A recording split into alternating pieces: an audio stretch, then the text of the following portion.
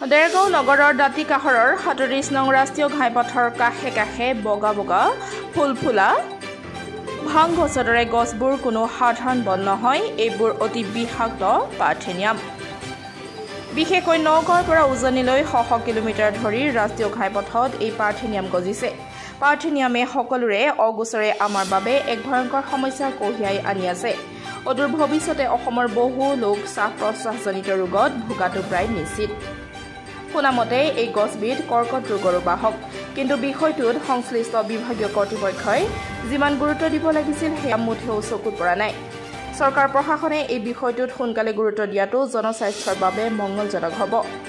কাৰণ এই ফুলবোৰ ফুলি তাৰ ৰেণু বতাহত মিলি গ'লে বহু লোক জ্বৰ, কাহ, পানী লগাৰ উপৰি হাঁপানীৰ দৰে জটিল ৰোগত আক্ৰান্ত হ'ব। বিশেষকৈ শ্বাস প্ৰশ্বাসৰ পুৰণি ৰোগত আক্ৰান্ত হৈ থকা লোকৰ বাবে কথাটো আৰু বিপদজনক। এই সন্দৰ্ভত কৃষি বিশেষজ্ঞ আৰু চিকিৎসকসকলৰ সবিশেষ জনাই সচেতনতা সৃষ্টি কৰা ভাল।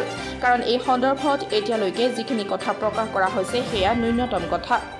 এই পাৰ্থেনিয়াম ইমানেই বিষাক্ত যে কোনো জীৱ জন্তুৱে ইয়াক ভক্ষণ নকৰে। এই বিষাক্ত তৃণবিধ এটা সময়ত ঘেঁহু আমদানি কৰোঁতে আফ্ৰিকাৰ পৰা ভাৰতলৈ আহিছিল।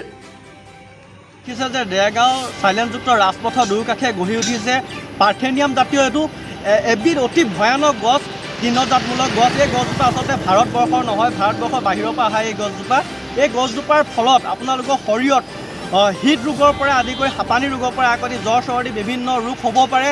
আমি আপোনালোকক সচেতন কৰি দিছোঁ এই গছজোপা যাতে ইয়াৰ পৰা উঘালি নিয়াৰ ব্যৱস্থা কৰা বিভাগীয় কৰ্তৃপক্ষক আমি অনুৰোধ জনাইছোঁ যাতে এই ভয়াৱহ গছজোপা আচলতে পশু পক্ষীয়েও খাদ্য হিচাপে ব্যৱহাৰ নকৰে।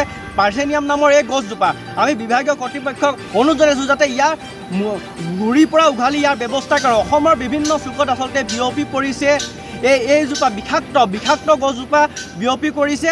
লগতে এইজোপা পাতভ্ৰমণত অহা মহিলাসকলে বিশেষকৈ আমি অতি সুন্দৰ গছজোপা ফুল ফুলি থাকে, মহিলাসকলে ফুল ফুলি বুলি ঘৰলৈ লৈ যোৱা দেখা হৈছে। আমি অনুৰোধ জনাইছোঁ আপোনালোকে এই গছজোপা ফুল ফুলি বুলি আপোনালোকে ভুল নাভাবিব, ভুল ভাবি লৈ নাযাব। অতি বিষাক্ত এইজোপা গছ। এই গছজোপাৰ ফলত আপোনাৰ শৰীৰত বিভিন্ন ৰোগে দেখা দিব পাৰে। বিশেষকৈ আমি আকৌ এবাৰ আপোনালোকক জনাইছোঁ, বিশেষকৈ হাঁপানী, চৰ্দি, জ্বৰ, হৃদৰোগৰ দৰে বিভিন্ন জটিল ৰোগত আক্ৰান্ত হ'ব পাৰে। এই গছজোপাৰ পৰা ওলোৱা যিটো ফুলটো যদি আপোনাৰ নাকত লাগে বিভিন্ন বেমাৰ হ'ব পাৰে। আপুনি সাৱধান হওক, সচেতন হওক।